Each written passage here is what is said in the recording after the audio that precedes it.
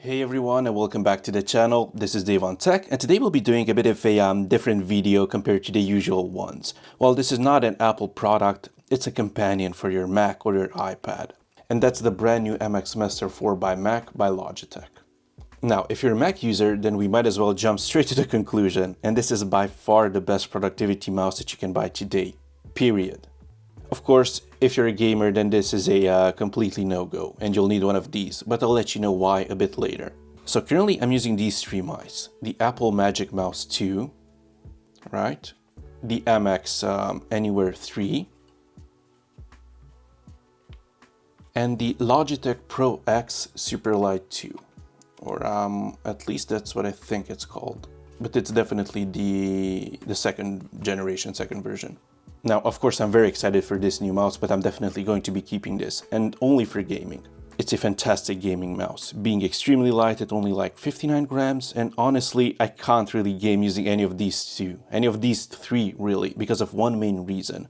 Well, two actually. The first reason is that these three mice have a polling rate of only 125 Hz, which is good. It's great for office productivity, it doesn't matter, but for gaming it's a no-go. For example, my monitor is it's an ultra-wide 34-inch that runs at 144 Hz. So gaming on a mouse that can only support 125 Hz, which basically means that it sends its position or clicks only 125 times a second, yeah, that's no good. And also, these three mice use only Bluetooth, which introduces an extra layer of latency, which is definitely not good for gaming. But yeah, back to productivity, and this is the king right here. This is honestly the best mouse that you can pick up today. I got the 4 Mac version here, which basically just means that there's no USB-C dongle included in the box, if I'm not mistaken, but we'll soon find out. And there's also no USB-C cable included, but I think that goes for all versions of the MX Master 4. Another tiny advantage of this version, the 4 Mac version, is that it usually goes on sale a bit more often, and it tends to be a bit cheaper than the standard MX4 because many people still want a dongle today, but honestly, there's no need for that. Now, the box has a super clean aesthetic to it. It honestly reminds me of an Apple box. We have minor branding on the front, so MX Master 4 by Logitech, and on the back you can see the brand new feature of this mouse. This model introduces haptic feedback in the thumb rest area. This means that you'll feel subtle vibrations when you use certain gestures, scroll modes, or when you switch devices. Logitech describes this as delivering tactile precision for tasks like video editing or design, but I guess we'll find out. There's also a new action ring, which is an overlay in software that goes with this. So basically, when you press the thumb button, you'll get some haptic feedback and it'll pull up a circular menu of shortcuts. You can map it per app, such as having different functions on Photoshop or Final Cut or whatever. And some reviews say that this adds serious productivity value, but I do doubt that. And I do feel like this will end up being just another gimmick that will get removed with the next MX Master, but I guess we'll find out. So yeah, this is the action ring that I was telling you about. And finally, we have the Max Speed Scroll Wheel, which offers ultra-fast scrolling and the ability to switch between ratchet or the notchy scrolling and free spin modes. So if you take a look at my MX Anywhere 3, it had the notchy scrolling, but if you click this button, it'll go into a free scrolling mode. Plus, of course, the main reason why I actually wanted this mouse so bad, and that's the horizontal thumb scrolling wheel for sideways scrolling or gestures, which are so useful in Final Cut Pro. Now, of course, these are already features on the previous MX Masters, but yeah, they're quite new to me. But yeah, that's enough talking. Let's have a look inside. So we have this pull tab here. Yep. And inside we have this brown box, which I'm assuming is it's an eco-friendly box. Yep. Yeah, it really does look very eco-friendly. And inside of the box we have the mouse itself. And wow. Oh yeah, this is so nice. Yeah, this feels so nice in the hands. Yeah, very ergonomic. And inside of the box we get nothing. That's literally it. No dongle, no charging cable, nothing. Just some paperwork, I think. I'm not even gonna bother taking these out. But yeah, if you went for the standard version from other unboxings that I saw, you'll get the dongle here somewhere instead of the cardboard. But yeah, we don't get any of that, so that's it. Eco-friendly packaging. I'm sure you guys have a USB-C cable lying around somewhere that you can use it to charge the mouse, so I guess it's fine. Now let's take a look at the mouse itself. Now I need to mention that I did get this as a gift from my new workplace, so thank you so much for that. I was actually looking at buying the MX Master 3S since it went on heavy discount when this guy got launched, but yeah, I guess the time was ideal, so yeah, again, thank you for that. Now about that USB Logibolt receiver that I talked about earlier, well, it's not included in the box. You can actually buy it separately directly from Logitech. It's only like $10 or $15. So if you really need it, yeah, you can buy it. But honestly, for regular office and productivity use, you'll be just fine using Bluetooth. And honestly, I'm happy that I have one less dongle to worry about. And yeah, for me, this is honestly the ideal mouse. It feels perfect in the hands. And yeah, there's the horizontal scrolling wheel, and it feels so premium. Yeah, it's made out of metal. Yeah, I love this. And yeah, as I said, this horizontal wheel is the reason why I wanted to get one of these, because I desperately need it for editing in Final Cut Pro. The clicks also feel very premium. They're silent.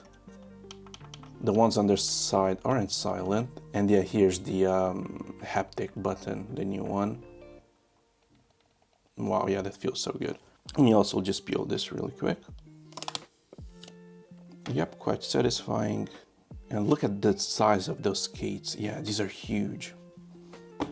Now it won't glide too well on my wooden table, but I'm sure on my mouse mat it'll be fantastic. So actually, before getting this, I used to use the Apple Magic Mouse 2 for editing. And yeah, this is a good mouse. It's very good for editing because you have that touch-based horizontal scrolling, which feels super nice. But this mouse is extremely uncomfortable. Like it has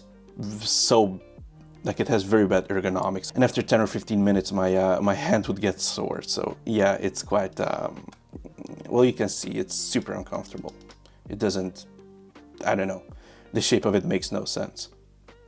It looks very nice, don't get me wrong, but it's not a good mouse. But what I did like about the Magic Mouse 2 was the 6 to 12 month battery life. I know it charges from the back, I know everyone is laughing about that, but honestly I do feel like this criticism comes from people that have never used one of these, because I'm pretty sure you can find a 20-minute window to charge it, you know, throughout the 6-month period that the battery actually lasts. So that's really not a big complaint. Now, going back to the star of the show, yeah, sorry about that, the MX Master 4. This guy has a 70-day battery life, which is over 2 months. And yeah, that's almost as good as the Magic Mouse. But what's more impressive is that it has this fantastic battery life while also offering so many more features compared to the Magic Mouse 2.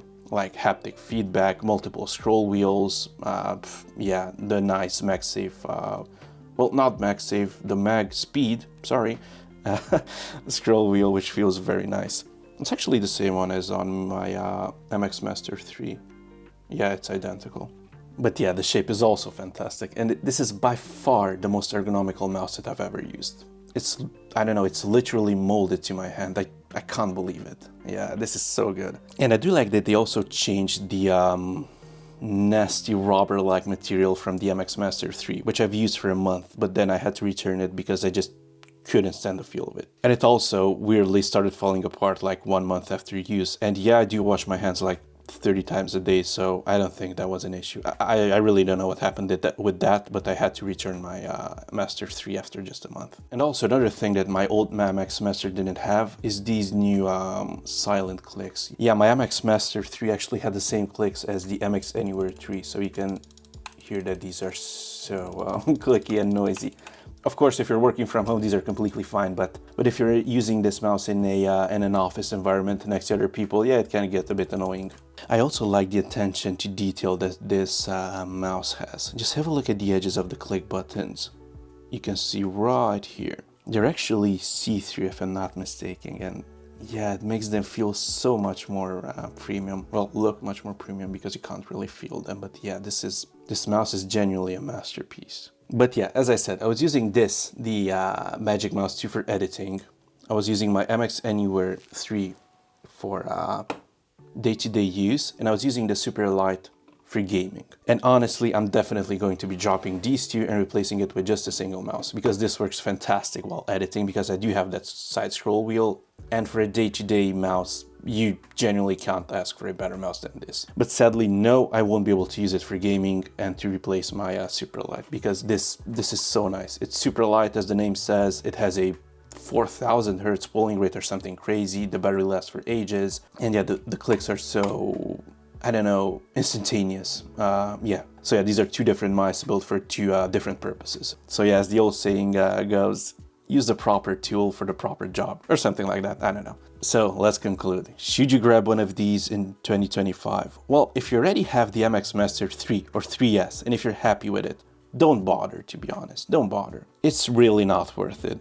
But if you've never owned an MX Master, or if you have one of the older ones, then yeah, definitely get the Master 4 over the 3S. Even if it's on sale, just get this. And yeah, I can't wait to start using this, as I've recently been on a trip to Media City, UK, and I do have a bunch of footage and videos and short form content that I need to edit. So yeah, I'm definitely looking forward to trying this. But yeah, make sure to stay tuned and feel free to subscribe. It would be highly appreciated. And as always, this was Dave on Tech, and I'll be seeing you in the next one. Cheers, everyone.